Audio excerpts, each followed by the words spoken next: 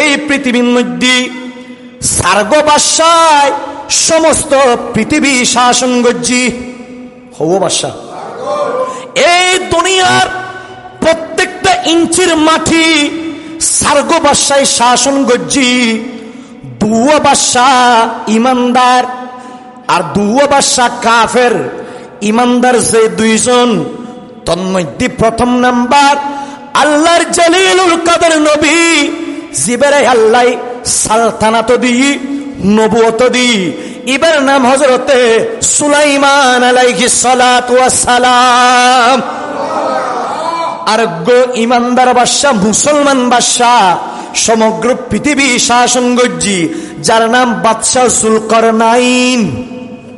বাদশাহ যুলকারনাইন। দুইজন ইমানদার আর দুইজন কাফের।